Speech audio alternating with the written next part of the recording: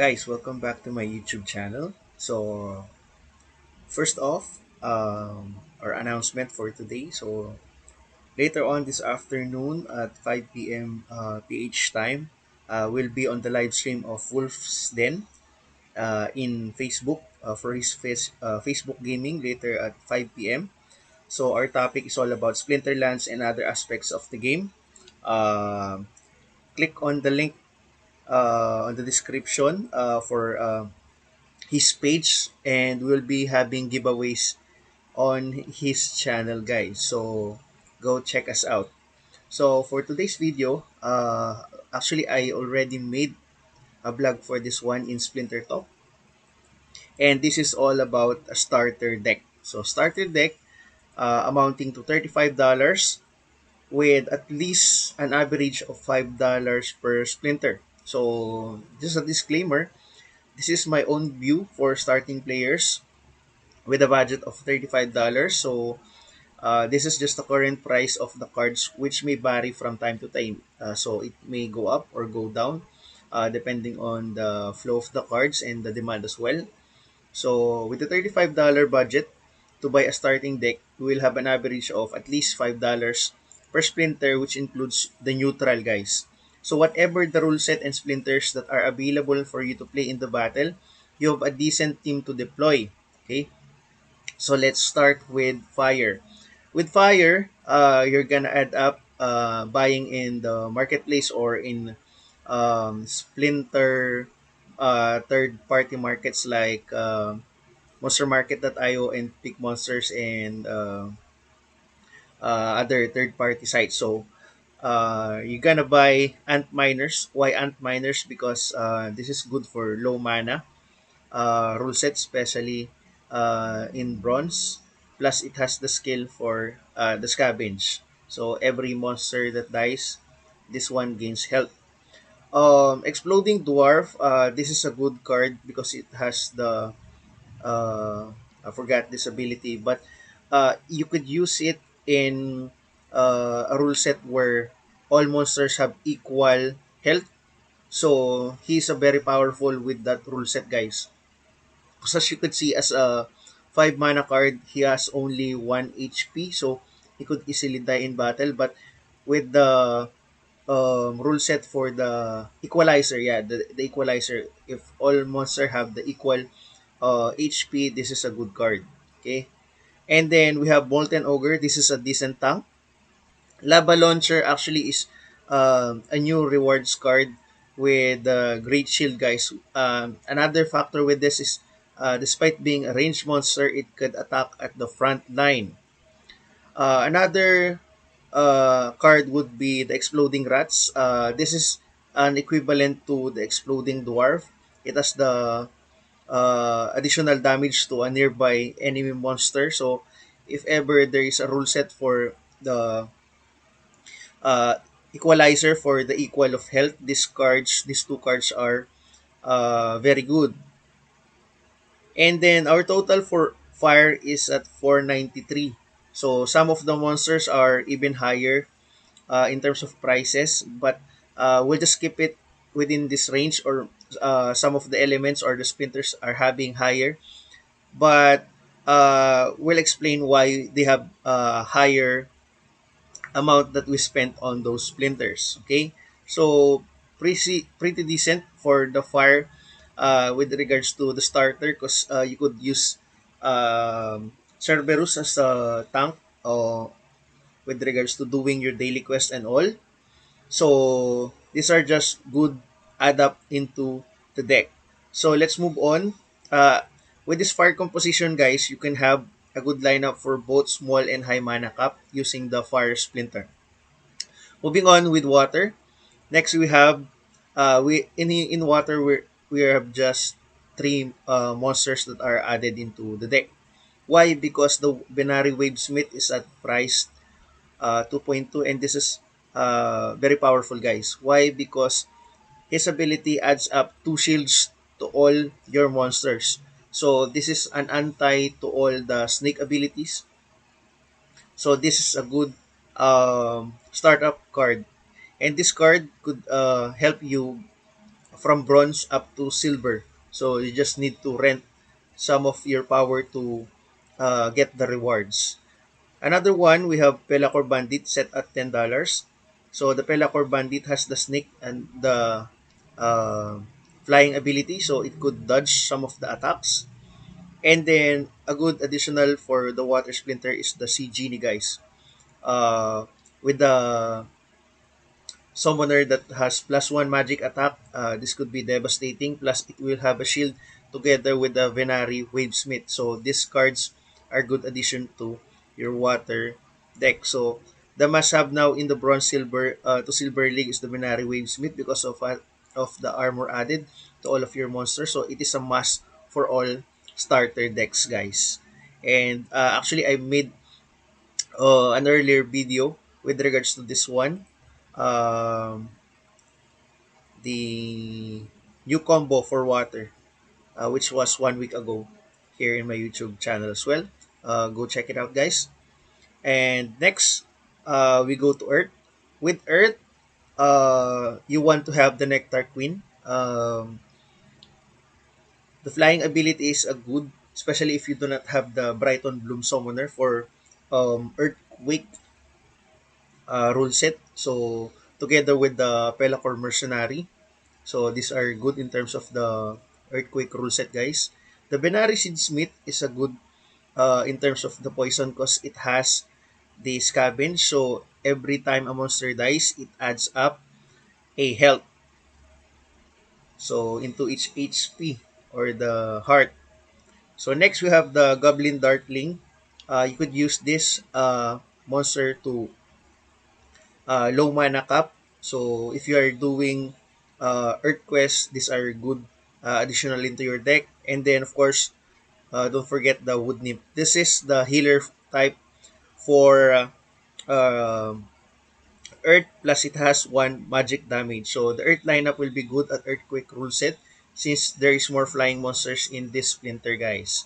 So the total for this one is 566. And then next we have Life. For Life, you want to have Jin Renova. Jin Renova has 2 magic damage and 6 HP. So this is a good card.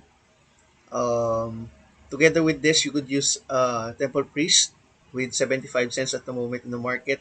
And then the Venari Crystal Smith. So this one has a range attack of 1, a decent health at 4, plus it heals your tank or the monster that is in the first line, guys, the front. So this is a good card.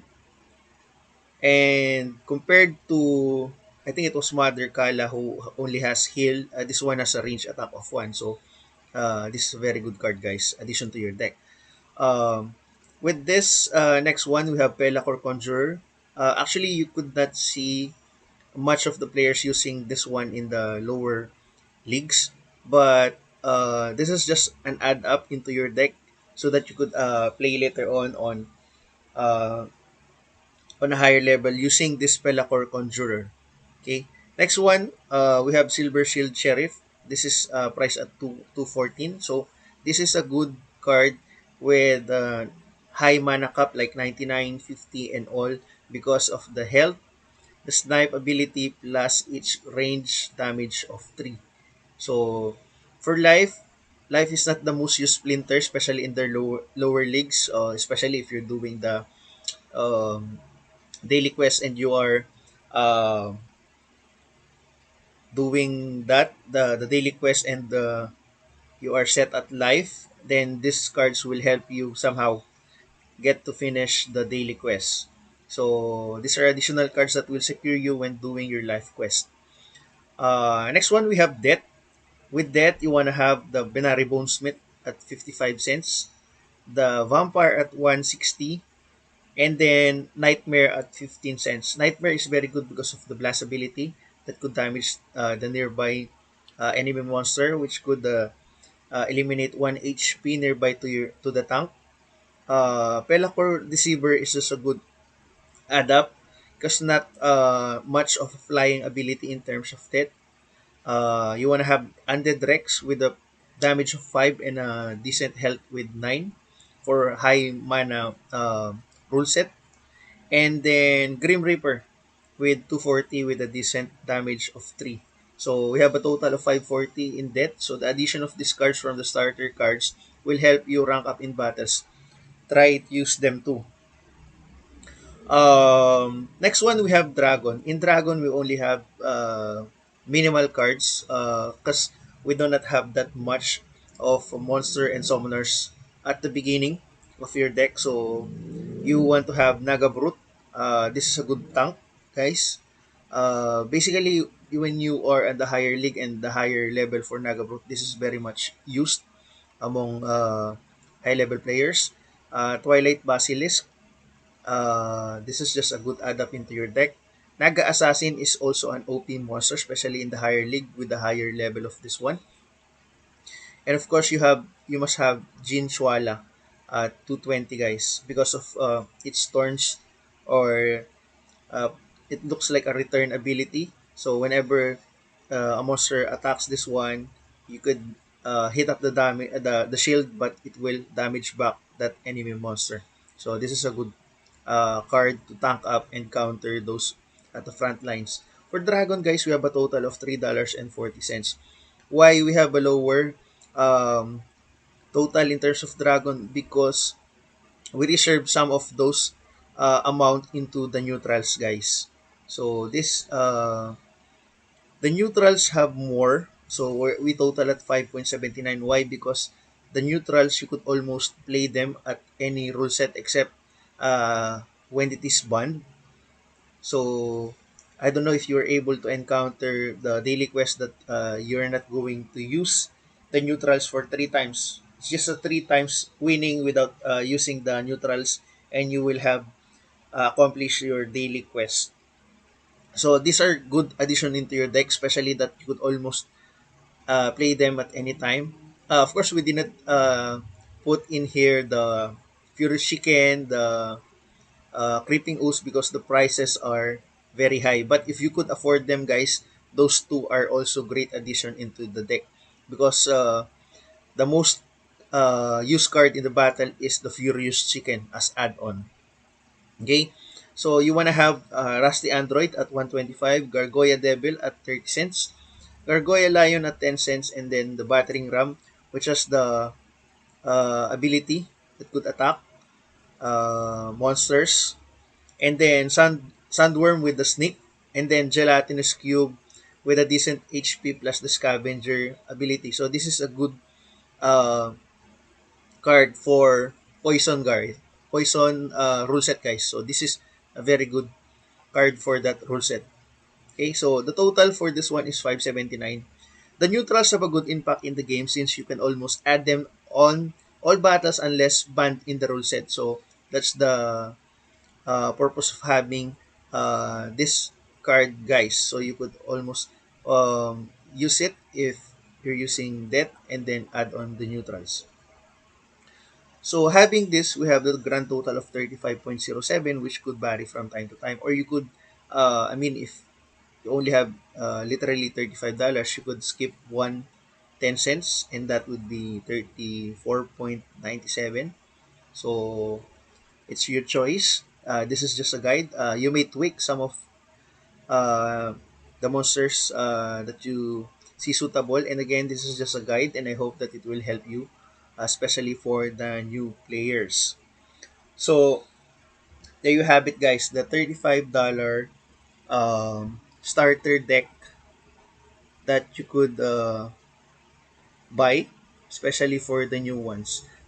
This is a good balance in terms of the new and old cards. Why? Because you could, whenever they will introduce the wild and the modern format, you have the modern cards and the older edition, so you could play on both of those formats.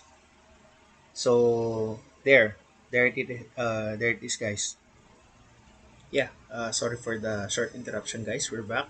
So go check it out if you want to have a starter deck amounting to this one. This is just a guide. Moving on, we'll be having the giveaway. So The winner for our previous video of the binary hitsmith was Azrael. So we'll be giving him the card, the binary hitsmith. His account name is Lumax Joshua. So congratulations, brother. Uh, let's go and check the cards. Go check the binary. Is this the hitsmith? What is his answer? Binary hitsmith, guys. So binary hitsmith. We'll send this one to him.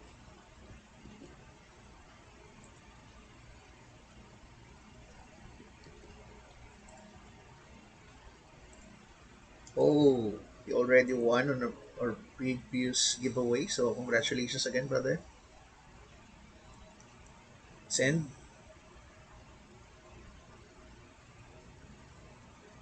And there you have it. Congratulations. And again, guys, if you want to check us out later on this afternoon, we will be with Wolf's Den. So link on the description. So I'll put it down on the description. Come and join us. We'll be having a podcast. We'll be discussing all about Splinterlands and the other aspects like Splinter Talk, bloggings, and all. Uh, we'll be helping out fellow starting players who have questions. So it will be like a Q&A podcast. So go and uh, be with us later this afternoon at 5 p.m. in Wolf's Den Facebook channel, guys. So if you want to join us on our growing FB page, go visit on the description SplinterlandsPH with 35,000 members and growing. As well as that, you could check my blogs at Splinter Talk and Upvote. Click on the description, click down below. And you can also connect with me on Discord server. It's all in the description. So that's it for me, guys. Thank you.